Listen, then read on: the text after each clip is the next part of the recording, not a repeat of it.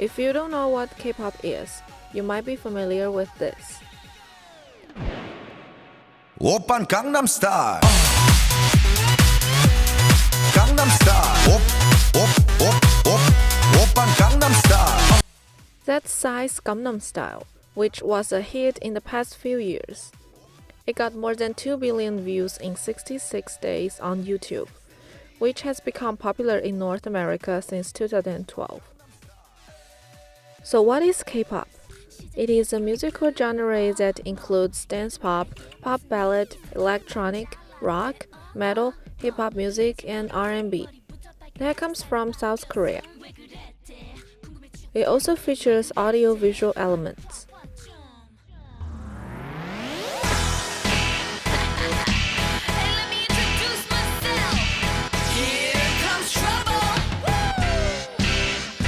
Compared to 20 years ago, pop culture has become more focused on the artist's appearance and their performance rather than their music. Yejin is an exchange student from Korea who studies business and English literature at St. Thomas University. She has been listening to K-pop since she was born. Compared with the contemporary pop music, she prefers ballad pop. She gives us a reason why she isn't a fan of today's K-pop. Sometimes watch the music show. I cannot understand what are they doing. Like, that is not even music. That is just performance, and they just like show off their appearance and body shape. So sometimes I feel like they are not real singers. Jimmy Gilly is a communication professor at St. Thomas University. He teaches a chapter based on Korean pop culture in Asia to his class. I don't necessarily like the sound. I find it incredibly overproduced and this weird mixture of contemporary Western, adult contemporary pop music and traditional Korean music. So I think you have to be a traditional Korean music fan first in order to truly appreciate it. But I think K-pop has a really fascinating history of how this became sort of a cultural phenomenon first in Korea and then in Southeast Asia and then sort of internationally with Psy. K-pop music isn't for everybody, but there are fans who enjoy the music and performances. Some claim that the music easily enchants their mood when they're having a bad day because the music is so catchy and upbeat. Laura McNeil took 1 year off of school and traveled to Korea. Despite the differences between Western and Eastern music, she had grown to love K-pop.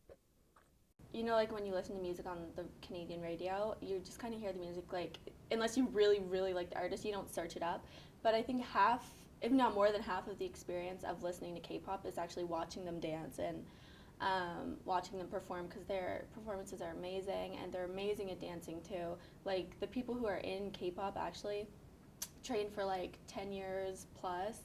So, yeah, it's amazing to just watch them all together. They're in sync, they know what they're doing. And yeah, even though no one like actually understood what he was saying, it was like, he was just so good. So I feel like you don't have to like understand the music to appreciate the music. Compared to like Western music, I know that's also like worldwide, but it was like a huge step for K-pop too. Wambo Shim is in his third year at St. Thomas University and is majoring in media study. K-pop music relaxes him from all of the pressure he has to deal with.